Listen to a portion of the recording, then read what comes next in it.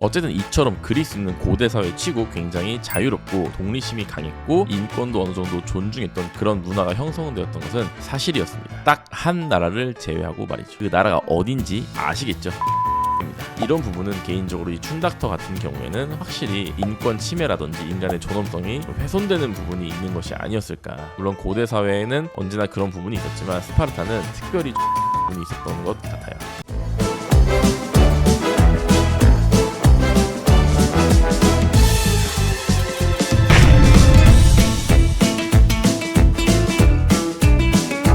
안녕하세요. 쉽지만 깊이 있게 과학관 세계사의 춘닥터입니다.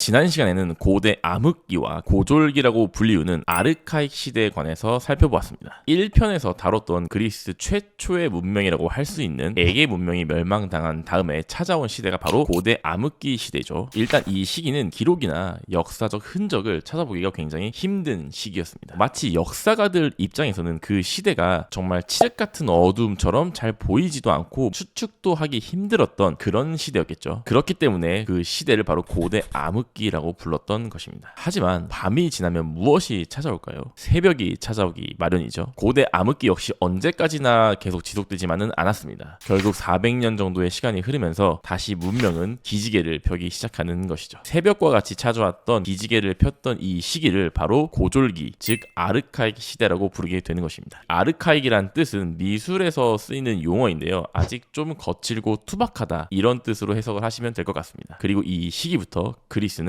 본격적으로 수많은 도시국가를 형성하기 시작합니다. 그 많은 도시국가를 폴리스라고 부르게 되는 것이죠. 굉장히 자유롭고 진취적이며 독립심이 강했던 그리스인들은 바다로 향해 뻗쳐나가기 시작합니다. 수많은 해상 도시들이 건설되었고 그리스인들의 영향력은 지중해 전역까지 뻗어나가게 되죠. 그리고 이렇게 그리스가 해상으로 뻗어나간 이 시기부터 수많은 도시국가들이 있었지만 그 중에서도 두 개의 유명한 도시국가들이 두각을 나타내게 되는데요. 두 개의 도시국가는 그 유명한 아테네와 스파르타인 것이죠. 오늘은 그 중에서도 조금 더 일찍 자신들의 국가 체제를 정비한 스파르타에 관해서 알아보는 시간을 갖도록 하겠습니다. 그리스 본토의 가장 초기 문명이었던 미케네 문명을 기억하시나요? 미케네 문명을 세운 민족은 아카이아인이라는 민족으로 알려져 있습니다. 그리고 이 미케네 문명이 멸망을 하게 되면서 그리스 본토의 새로운 주인이 된 민족이 바로 도리아인이라고 불리는 민족이죠. 도리아인은 북쪽에서 철기 문명을 갖고 내려온 민족으로 알려져 있는데요. 이들이 미케네 문명을 멸망시켜서 아카이아인들을 밀어내고 그 땅을 차지했다는 가설도 있고, 또 한편으로는 이들이 아카이아인들과 공존하다가 아카이아인들이 쇠퇴하면서 자연스럽게 자리를 잡게 되었다는 그런 가설들도 존재하는 상태입니다. 어쨌든 도리아인이라는 민족이 세운 나라의 대표적인 국가가 바로 스파르타가 되는 것이죠. 그렇다면 아테네를 세운 민족은 누구일까요? 혹시 추측이 가능하실까요? 그렇습니다. 바로 도리아인과 상반된 민족이었던 아카이아인이 세운 나라가 바로 아테네가 되는 것입니다. 역시나 역사적인 라이벌답게 아테네와 스파르타를 세운 민족조차도 운명의 라이벌의 느낌이 들지 않으신가요? 하하. 그러면 우리에게도 너무나도 유명한 이름이 스파르타라는 이름은 어디서 유래가 되었을까요? 스파르타라는 이름은 건국 당시에 그 건국자로 알려진 라케다이몬이라는 왕의 부인의 이름에서 따온 것으로 알려져 있습니다. 이런 일화를 살펴보게 되면 결국 부인의 이름에서 나라를 정한 것이기 때문에 사실 이 스파르타라는 나라가 여성의 인권을 중시했던 나라임을 추측해 볼 수 있을 것 같아요. 실제로 스파르타는 여성의 인권과 여성의 권리 의식이 굉장히 높은 편이었던 것으로 알려져 있습니다. 스파르타의 위치를 보시게 되면 펠로폰네소스 반도의 약간 내륙에 위치를 하고 있거든요. 사실 다른 대부분의 그리스의 도시 국가들은 해안가에서 이런 해안 도시들 위주로 세워진 경우가 굉장히 많았습니다. 하지만 스파르타는 약간 동떨어지게 내륙의 척박한 땅 위에서 세워진 나라였기 때문에 어쩌면 그 스파르타라는 사회가 굉장히 폐쇄적이었던 부분도 지형적인 원인이 한몫했던 것이 아닐까 싶습니다. 그리고 제가 여러 번 말씀을 드렸던 부분인데 고대 사회는 계급이 경직된 경우가 굉장히 많았거든요. 하지만 그리스는 고대 민주주의의 뿌리라고 알려져 있잖아요. 물론 이것은 그리스의 황금기를 이끌었던 아테네를 중심으로 한 직접 민주주의를 말하는 것이었는데요. 어쨌든 이처럼 그리스는 고대 사회 치고 굉장히 자유롭고 독립심이 강했고 인권도 어느 정도 존중했던 그런 문화가 형성되었던 것은 사실이었습니다. 딱 한 나라를 제외하고 말이죠. 그 나라가 어딘지 아시겠죠? 스파르타입니다. 스파르타는 굉장히 엄격하게 계급을 나눴던 국가예요. 크게 세 가지 계급으로 나눠져 있었는데 그 계급의 체제를 하나씩 살펴보도록 하겠습니다. 먼저 가장 최상위 계층으로 알려져 있죠. 1계급인 스파르티아 타이부터 살펴보도록 하겠습니다. 스파르티아 타이라는 뜻은 직역하면 그냥 스파르타 시민이라고 보시면 될 것 같아요. 스파르타 시민의 구성은 당연히 이 스파르타를 세웠던 민족인 도리아인으로 주로 구성되어 있었습니다. 도리아인이 다른 민족들을 정복하면서 스파르타를 세웠을 텐데요. 그렇기 때문에 이 스파르타 시민은 아무래도 정복자의 계급이고 또 아래 계급을 지배하는 그런 계급의 계층이라고 보시면 될 것 같아요. 이들은 시민권을 가진 유일한 계층으로 국정에 참여할 수 있는 선거권이라든지 투표권의 권리를 갖고 있었습니다. 스파르타만의 특이한 점이 있는데 보통 1계급 하면 굉장히 부유한 계급이고 지배자 계급이기 때문에 여유가 있어 보이잖아요. 하지만 스파르타의 1계급은 직업이 하나로 딱 정해져 있습니다. 그것이 무엇인지 혹시 짐작이 가시나요? 스파르타! 군인만이 그들의 유일한 직업이었던 것입니다. 왜 오직 군인만 하게 되었을까요? 스파르타의 계급 서열과 인구 구조 때문이었습니다. 먼저 철저하게 계급이 분리된 이 스파르타 사회에서는 1계급이 상대적으로 소수의 인원을 차지하고 있었어요. 아래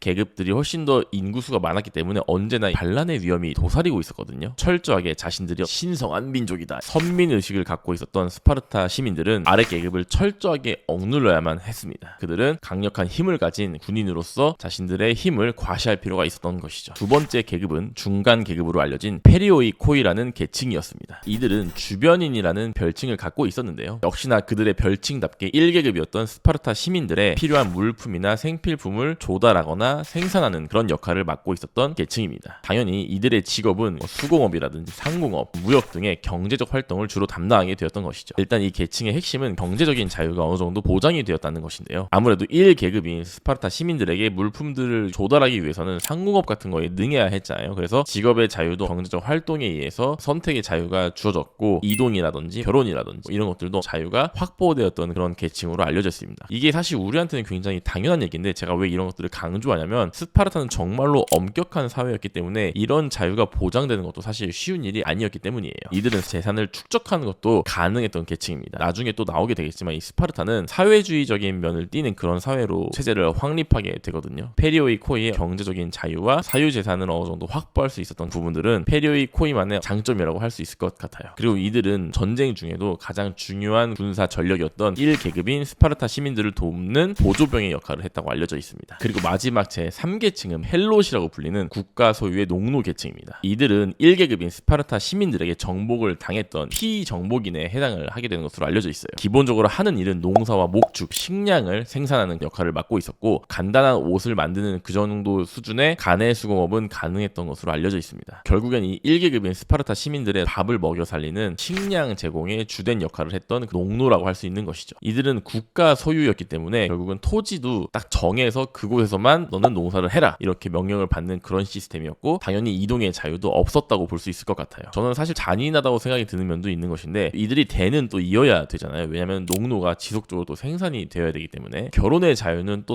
허용이 되었다고 합니다. 허허. 헬롯은 괴롭힘을 당하는 계층이라고 보실 수 있는데요. 사실 스파르타는 이미지가 군사적으로 멋지고 강한 군대 이런 것들을 굉장히 강조하는 이미지로 남았잖아요. 하지만 제가 봤을 때 개인적으로 이 스파르타라는 나라는 잔인한 면도 있었고 상대방을 괴롭히는 그런 면도 있었던 나라였던 것 같아요. 왜냐하면 1계급인 스파르타 시민들이 3계급인 헬롯을 괴롭히거나 잔인하게 살해를 한다든지 이런 것들도 어느 정도 허용되었던 그런 나라였기 때문입니다. 특히나 뭐 이 스파르타 시민이 나중에 그런 교육 과정을 말할 때 성인으로서 자신의 명예를 증명한 통과 의례를 행할 때도 헬롯을 죽여서 그들의 목을 가져오는 것을 뭐 자랑스럽게 여기고 이런 문화가 형성되어 있었거든요. 사실 이거는 제가 봤을 때는 인도주의적인 면에선 정말 이해할 수 없는 잔인한 면이라고 할 수 있을 것 같습니다. 자, 이렇게 스파르타가 군사력에 집착을 하고 또 아래 계층에게 굉장히 잔악무도한 면까지 갖추고 있었던 그 이유는 무엇이었을까요? 사실 아까 1계급 스파르타 시민에 대해서 이야기를 했을 때도 잠시 언급을 했지만 그 원인 중에 가장 큰 원인은 바로 스파르타의 인구 구조에 있다고 보시면 될 것 같습니다. 당시 스파르타 계급의 인구 구조의 비율을 살펴보면 1대 7대 16 정도로 알려져 있었거든요. 사실 이렇게 되면 1계급인 스파르타 시민과 3계급인 헬롯이 굉장히 인구 차이가 많이 나게 되는 것이죠. 사실 3계급인 헬롯을 지배해야 되고 선민의식을 갖고 있었던 1계급인 스파르타 시민은 그런 부담이 상당했었을 것입니다. 사실 헬롯이 반란을 일으킬 수도 있고 너희들이 선민이 아닌데 우린 똑같은 인간 아니냐 뭐 이렇게 우기면서 폭동을 일으킬 수도 있고 이런 여러 가지 리스크가 존재했던 것이죠. 그렇기 때문에 리스크 관리를 하기 위해서 스파르타가 선택했던 것은 바로 채찍과 당근 중에 아주 강력한 채찍이었던 것이죠. 그래서 스파르타는 굉장히 강력한 군인들로 자신들을 무장하고 언제나 헬롯을 괴롭히고 억압하면서 자신들의 나라의 체제를 유지한 것으로 것으로 알려져 있습니다. 이런 부분은 개인적으로 이 춘닥터 같은 경우에는 확실히 인권 침해라든지 인간의 존엄성이 훼손되는 부분이 있는 것이 아니었을까. 물론 고대 사회에는 언제나 그런 부분이 있었지만 스파르타는 특별히 잔인한 부분이 있었던 것 같아요. 그리고 이렇게 불안정한 인구 구조 속에서 스파르타는 계속 불안한 체제를 유지했을 것인데 여기서 한 인물이 등장을 하게 됩니다. 그리고 그 인물은 스파르타의 현자로 알려져 있고 스파르타의 어떤 체제를 완성한 리쿠르고스라는 사람이었죠. 소위 역사가들은 이것을 리쿠르고스의 개혁이라고 부르게 되는데요. 사실 아테네의 솔론의 개혁이라든지 여러 가지 개혁들을 비교해서 스파르타도 개혁을 했다, 이런 의미로 리쿠르고스의 개혁이라는 단어를 쓰게 되는 것 같아요. 하지만 제가 봤을 때는 이 리쿠르고스라는 현자가 스파르타의 기본 체계를 정비한 것이기 때문에 개혁도 맞는 말일 수 있겠지만 약간 헌법과도 같은 이미지라고 그렇게 한번 생각을 하시고 리쿠르고스의 개혁 내용을 들어보시면 좀 더 이해가 쉬울 것 같습니다. 스파르타 특유의 아주 강력하고도 지독한 체제를 완성한 리쿠르고스의 개혁에 관해서 살펴보도록 하겠습니다.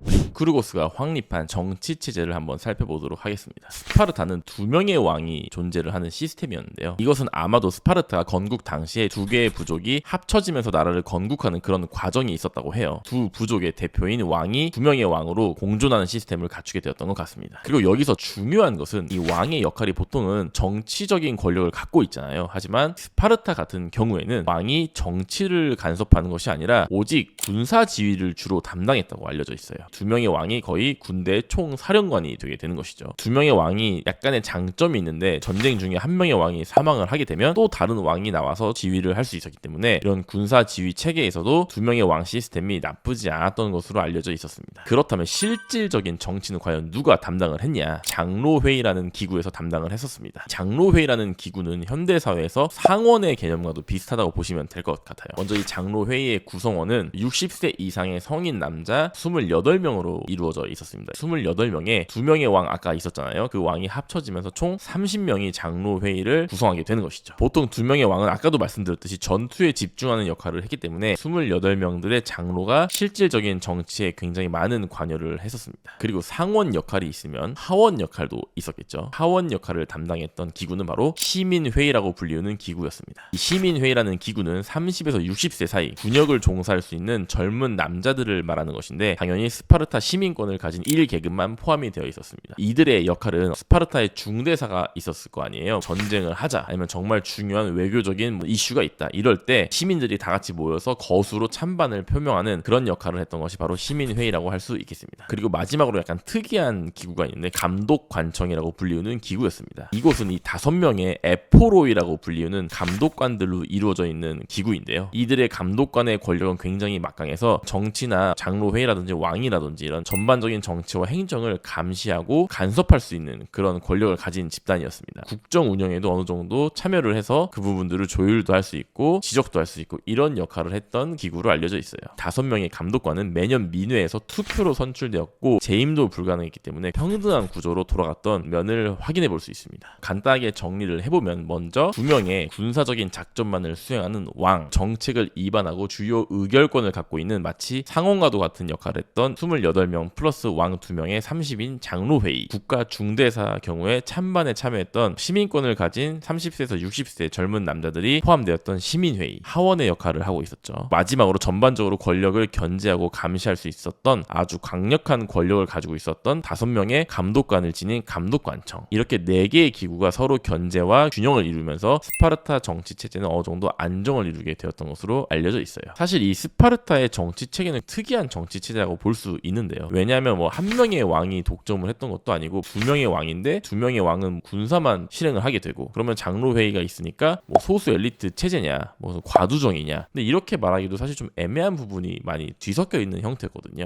특히나 나중에 리쿠르고스의 개혁 이후에 경제적 부분이나 토지개혁 부분을 보면 또 사회주의적인 면도 껴있기 때문에 스파르타의 정치 체제는 사실은 뭐라고 딱 말하기는 어려운 그런 정치 체제라고 할 수 있는 것 같습니다. 하지만 중요한 건 어쨌든 이 스파르타의 정치 체제는 굉장히 경직되고 억압적인 부분도 있었지만 상대적으로 굉장히 혼란스러운 시기를 거쳤던 아테네에 비해서는 정치적 안정이 상당히 오랜 기간 지속된 것으로 알려져 있어요.